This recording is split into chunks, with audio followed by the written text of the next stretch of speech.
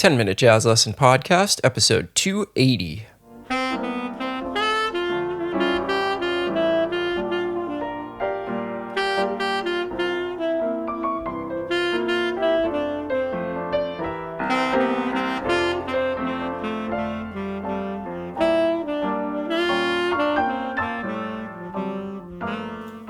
Hey everybody, welcome back to episode 280 of the 10-Minute Jazz Lesson Podcast. As always, welcome in. Thank you for joining us once again.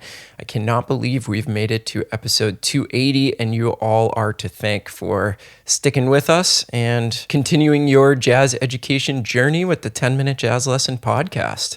So before we jump into today's episode, which is our monthly Tune of the Month episode, I just wanted to give a quick shout out to our new patrons and let you know what Patreon is. We are a listener-supported podcast, which means that we do not have any advertisements on the show.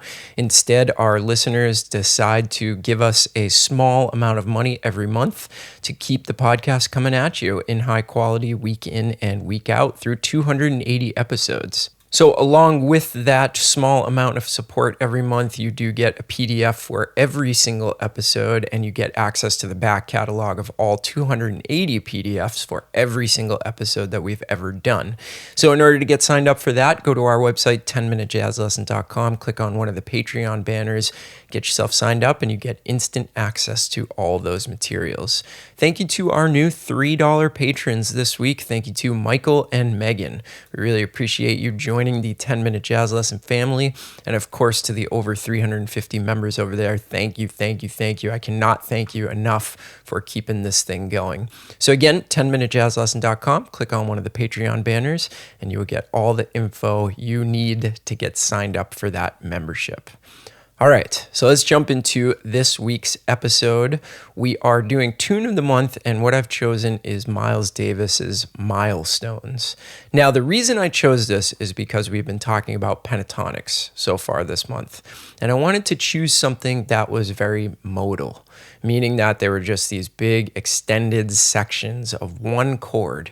And we talked a lot about the minor 7 chord and our options for different major pentatonics that we could play over that. Now, Milestones happens to be just 2 different minor 7 chords for the entire composition.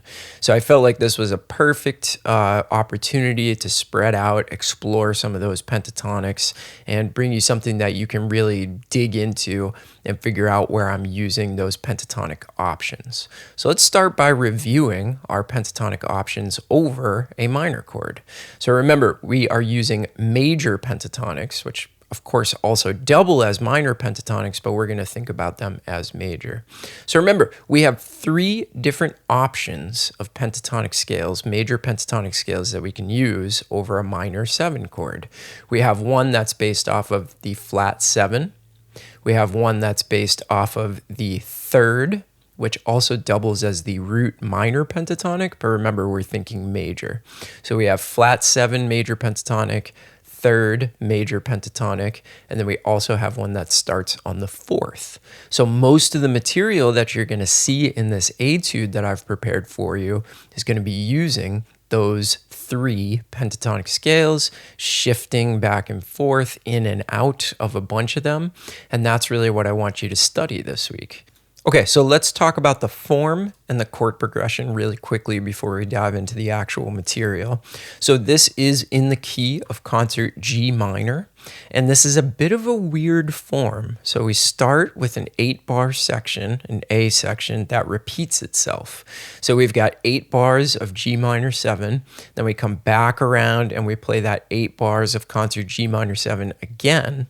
Then we have this bridge that goes up a step to concert A minor 7, but the weird thing about this bridge is that it's 16 measures long.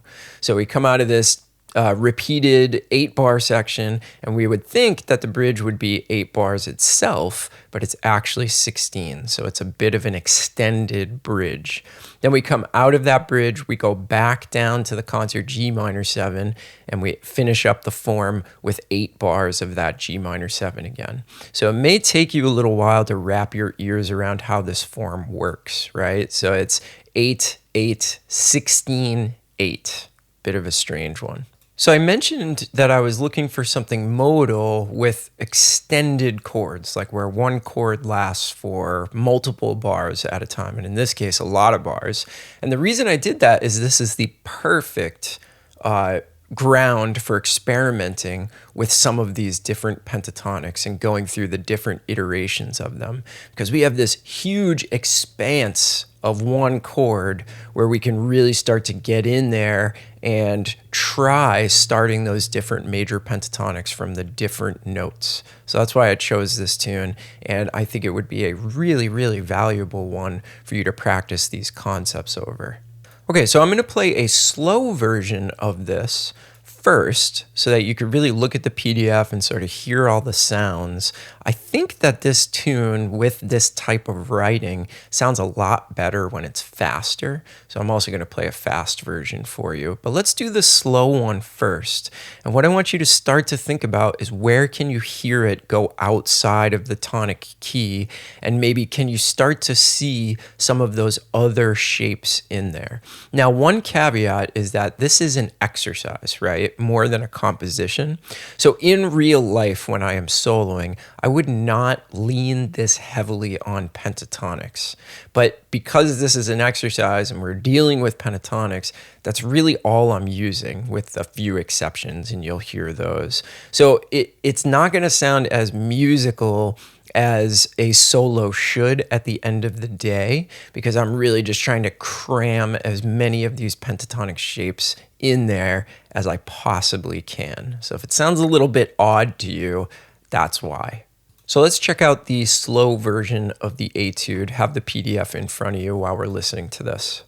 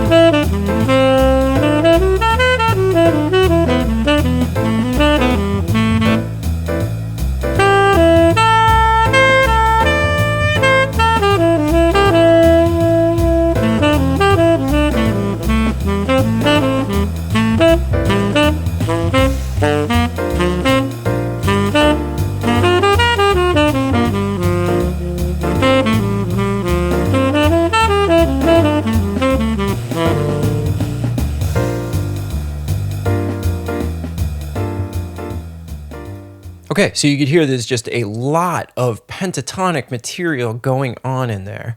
So what I would like you to do is really go through that with a fine-tooth comb. You can play along with it first so that you get it under your fingers, you get it in your ears, and you're actually physically recreating what I wrote.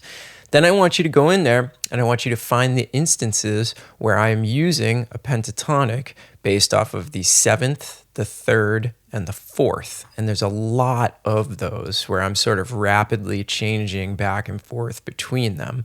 I have not color-coded it or done anything to hint you where that stuff is. That's going to be your homework, is to do that yourself. So I'll give you one hint. Measure 9 and 10 are where I start that process. If you look at measure 9, I'm playing a particular pentatonic scale, and then in measure 10, I'm playing a different pentatonic scale. So there's like one little hint to at least just get you started on your discovery of finding that stuff. So you should really mark up your PDF, find all the instances of that stuff, do your best to make sense of it. I've tried to be as clear as possible. And then you can sort of use my example as a starting point for maybe starting to play some of this stuff yourself. Now, I mentioned that it sounds a lot better when it's played faster. This tune is traditionally played like up around 250 BPM. The one that I just played for you is at like 160. Now I'm going to play a version for you at 200. And what you'll notice is that this material comes off a lot better at this 200 tempo as opposed to the 160. And it would sound even better if it were up around that original tempo, that 250. So this is also going to be a study in playing up tempo, right? So what the other thing that I really want you to do is learn to play this etude at 200. And I know that might be really intimidating for some of you out there, but it will really, really pay off if you start to be able to play at those tempos and feel somewhat comfortable playing there. So check out how much better it sounds when it's at 200 BPM.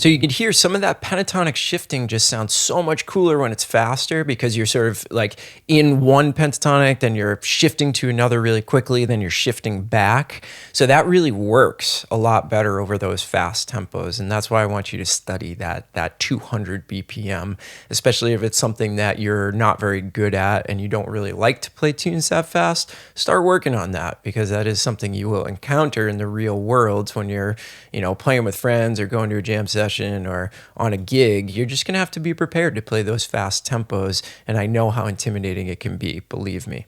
All right, so hopefully you enjoy that etude, get something out of it, and think about those pentatonic shifting scales over minor chords. This is a great one for that. So remember, you can grab the materials by going to 10minutejazzlesson.com, clicking on one of the Patreon banners, and you'll get instant access to that etude, backing tracks in every key, all that good stuff.